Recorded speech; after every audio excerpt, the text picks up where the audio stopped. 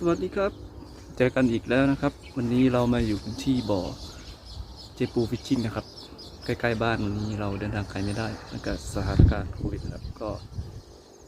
ลองมาดูครับแถวนี้ว่าจะมีตัวหรือเปล่าครับนี่ครับก็จะเป็นบริเวณบ่อนะครับก็จะประมาณนี้จะว่าบ่อธรรมชาติก็น่าจะใช่นะครับเดี๋ยวลองมาตามดูครับวันนี้เราลงกันแค่2 หลังนะครับเบ็ดเรามาดูผลงานกันนะครับ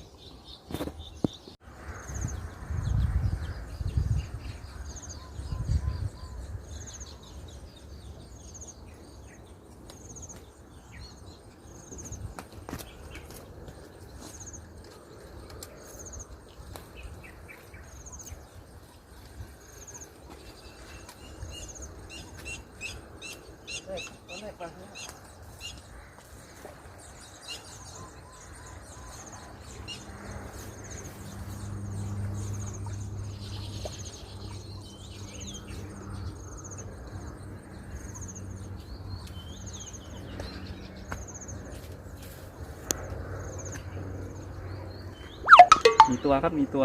ได้มาแล้วครับตัวแรก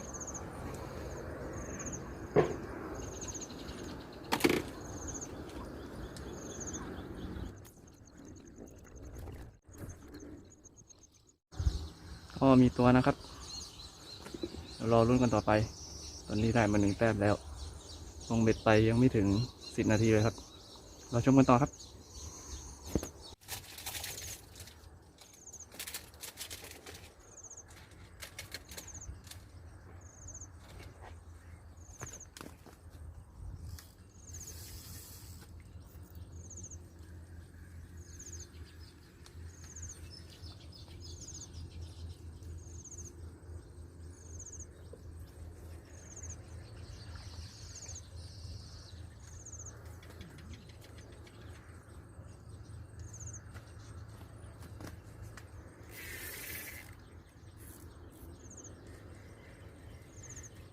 กินพร้อมกันครับ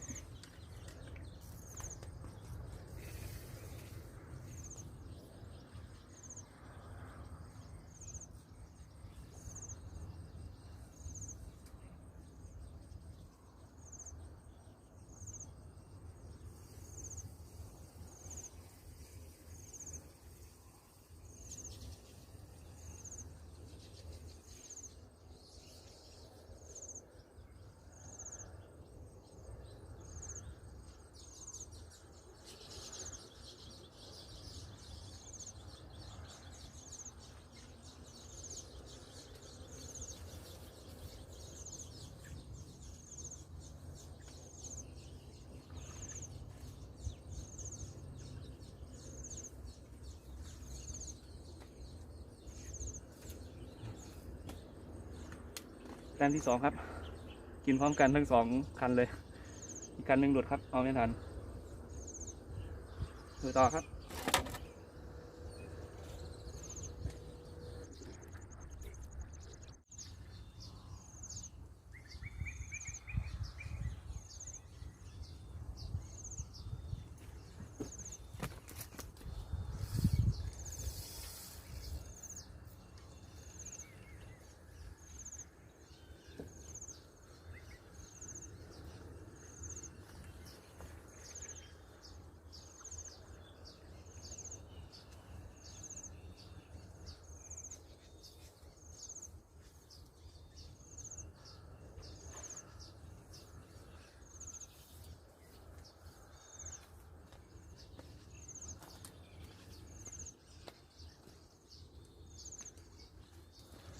ตัวที่ 3ครับใหญ่ขึ้นมาหน่อยหนึ่ง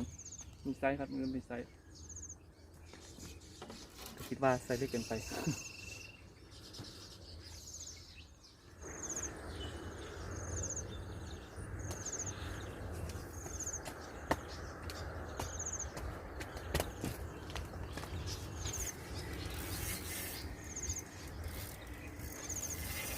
ไม่ทันเลยทีเดียวครับเห็นไหมยังไม่ได้ลง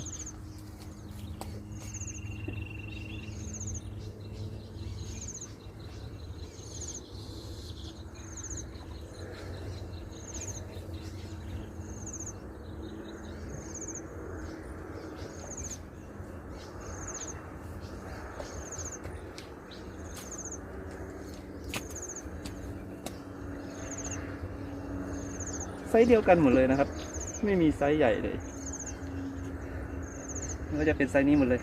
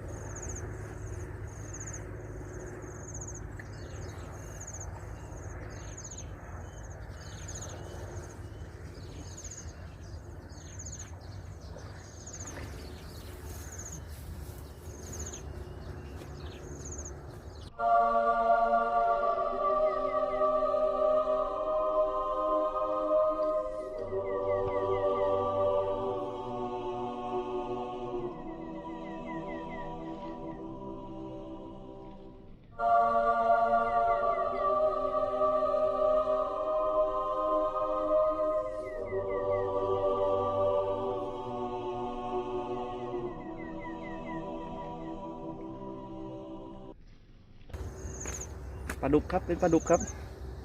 ไม่ได้เอาที่นี่ออกมาด้วยได้มาครับได้ตัวใหญ่มาแล้วครับวันนี้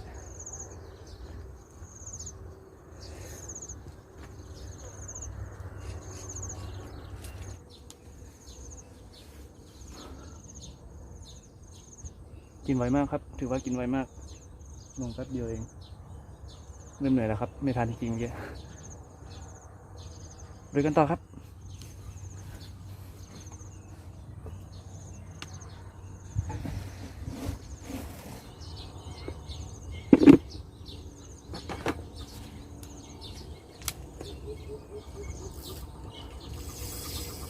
ติดครับติดก็เป็นปลาหนึ่งไซส์เดิมนะครับเป็นไซส์เล็ก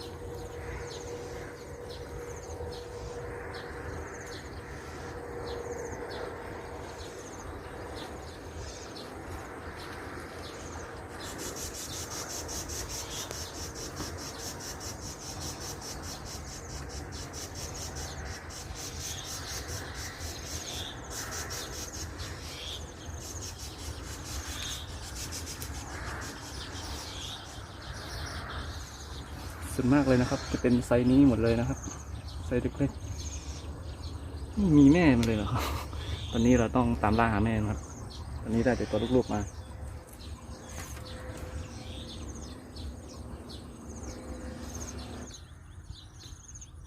เอาแล้วครับเอาแล้วครับ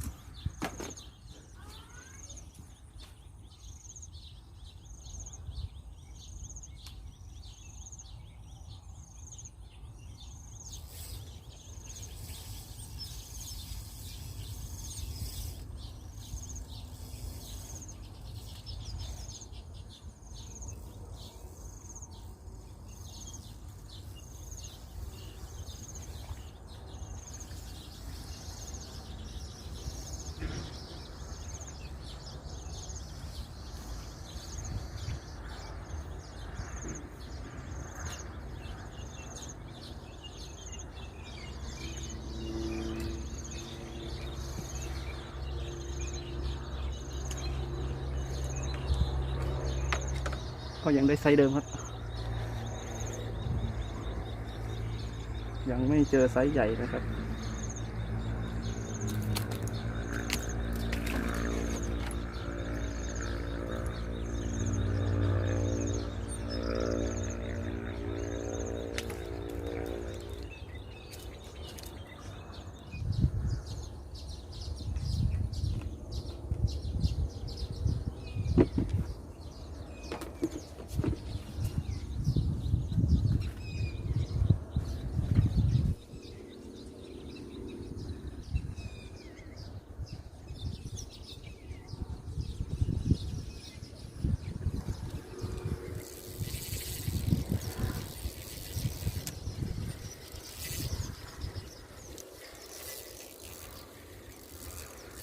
ส์เล็กครับไซส์เดิม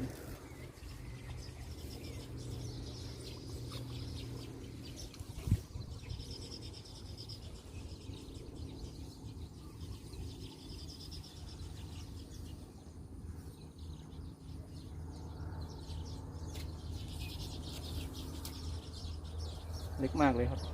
ตอนนี้ปล่อยครับ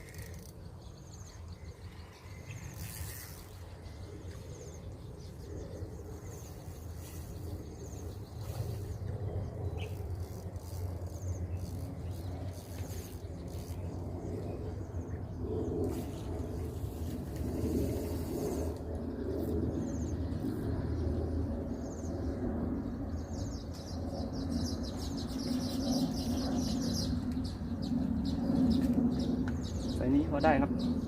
กำลังสวยครับแต่ก็ไม่ใหญ่ครับ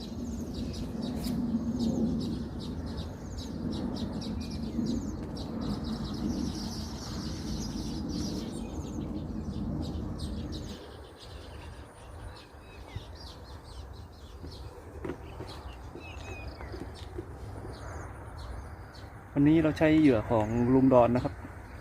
ก็ถือว่าใช้ได้เลยครับเอาทุกไม้เลย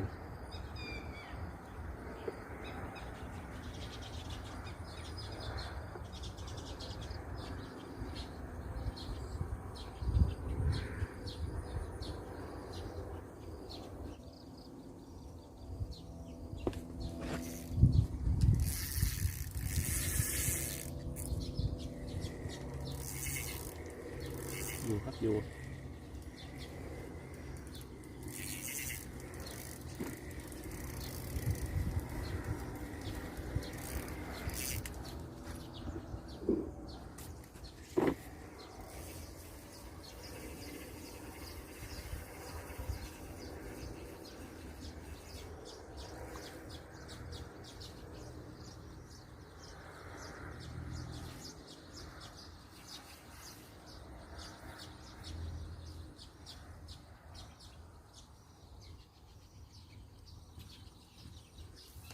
อีกหนึ่งแต้มครับ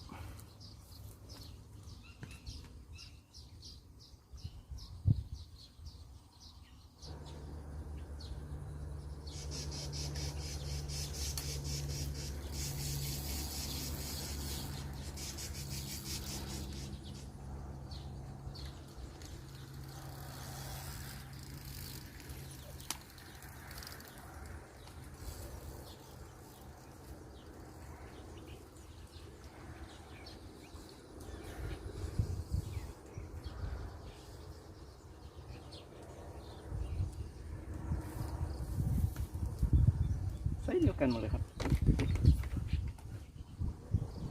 ลองดูอีก3-4 ไม้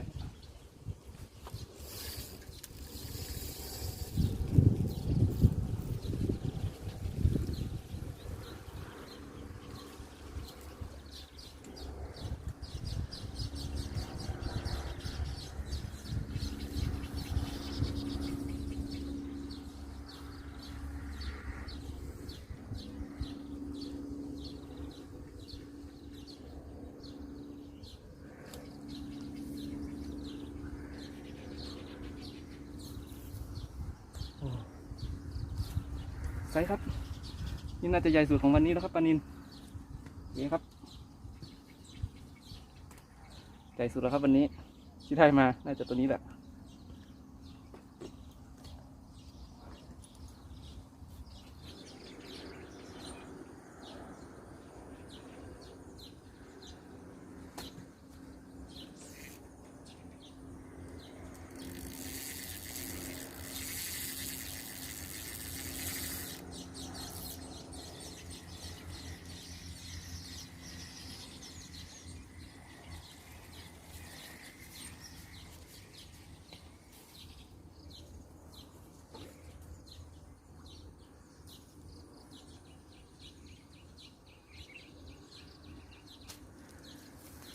เล็กครับเล็กมาก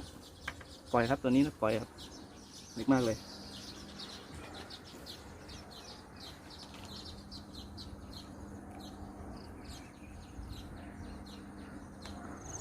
ครับก็ปิดจ็อบนะครับวันนี้เดี๋ยวเราไปดูผลงานกันนะครับ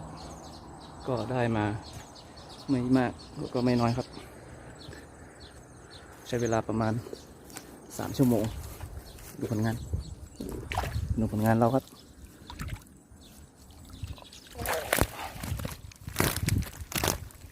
ประมาณ10 กว่าตัวครับก็มีทั้งนั้นเลยครับแล้วก็มีปลาดุกอีกตัวหนึ่ง